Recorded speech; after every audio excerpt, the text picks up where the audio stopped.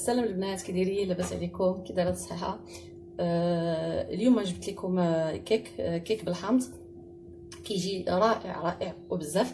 كنتمنى الا عجبكم الفيديو وعجبكم الكيك ديالي ما تنساوش ديروا لايك سبسكرايب ولا اول مره كتزوروا القناه ديالي. ودابا غادي نبداو على بركه الله. المقادير: كنحتاجوا كاس ديال الزيت ديال العنبه، كاس ديال السكر سنيده، كنحتاجوا الكاس ديال عصير الليمون او الحامض، كنحتاجوا لهاد القشور ديال هذاك الحامضات اللي عصرنا، 3 الحامضات سمحوا لي، 3 البيضات، 2 ساشيات ديال الخمارات ديال الحلوى، وحده ديال الفاني، و3 الكيسان ديال الدقيق. والدقيق راه ملي كتبداو كديروا كتشوفوا واش خاص تنقصوا منه او تزيدوا، لانه الدقيق على حسب كل واحد. كنجيبوا مول الميكس ديالنا هذا الراب ديالنا، كديروا البيض،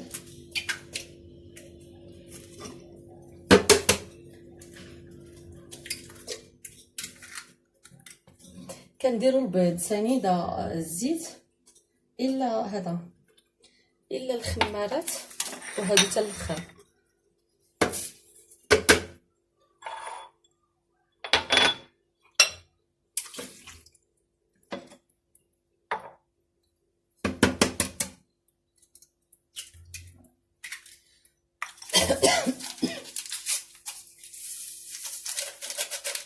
غادي نطربهم ونكمل معكم.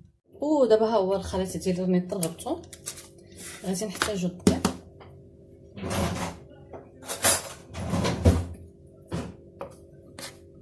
غنخليو واحد الكميه. غادي نديرو هاد القشور ديال الحامض ونخلطو، حيت كل دقيق كاين اللي كيشرب بزاف، كاين اللي ما كيحتاج. يعني نديرو الخمارات، غير كدير الخمارات وكتقال العجينه.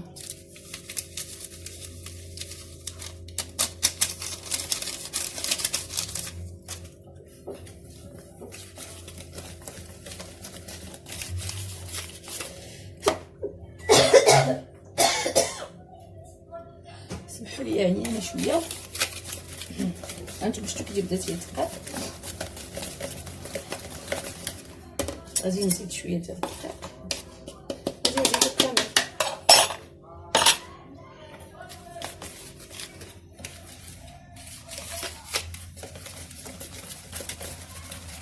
الفران كنكون انا ديجا شاعله كيسخن، كديروا على نار مهيله، يعني شويه ما كتكونش مجهده باش تطلع لكم الكيكه ديالكم. انا عندي الفران ديالي غاز، غير يتجانس ليها الدقيق وكنحبسو.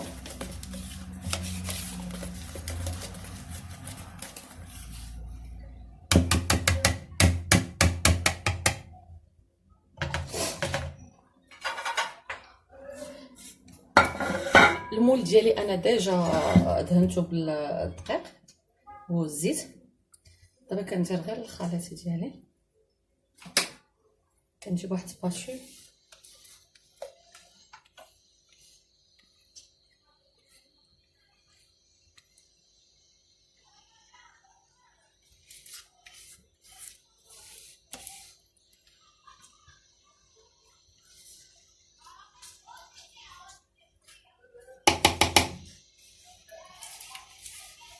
حتى حاجه ما تضر. دابا غادي ندخلها مباشره للفران. منين طيب غادي نوريكم كيفاش ولات. حرقت يديا ماشي ممكن. ودابا غادي نجي معكم السيرو اللي غادي نسقيو به الكيك ديالنا. هذا الحامض اللي عصرنا راه كنكون ديجا حكيت ليه القشره ديالو، هو اللي درت في الكيك. كنجيب نص كاس ديال سنيده وكاس ديال الماء،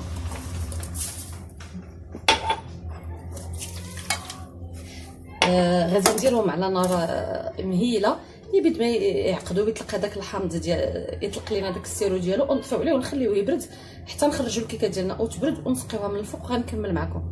وهذا هو الشكل النهائي ديال الكيك ديالنا، خرجته من الفران.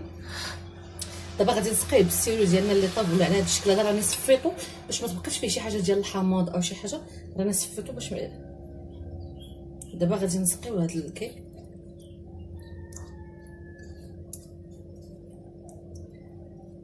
كيجي كتجي واحد النكهه، واحد الريحه ديال الغزاله بهاد النكهه ديال الحامض. كنتمنى انها تعجبكم. كنسقيها هكا كامله.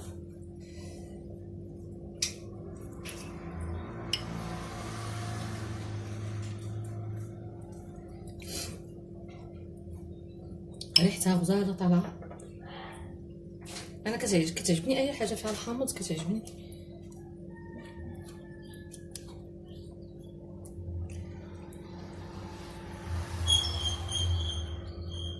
راه هادشي كله كتشربوا الكيكه. انا كيعجبني نزرع في الطبسيل، ما نديرهاش في شبكه باش لتحت كينزل داك لاصوص، وكتعاود تشرب الكيكه من التحت داك لاصوص اللي هاد السيرو.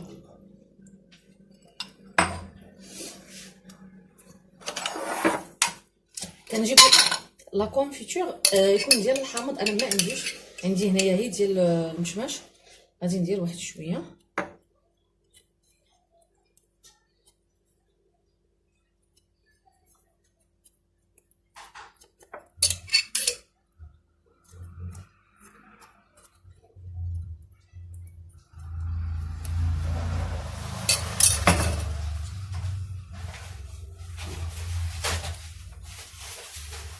وهنا عندي اللوز مهرمش.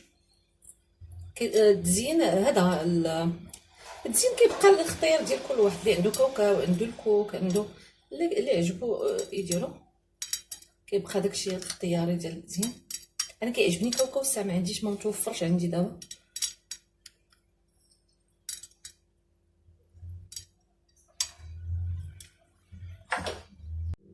وهذا هو الشكل النهائي ديالنا ديال لو كيك ديالي.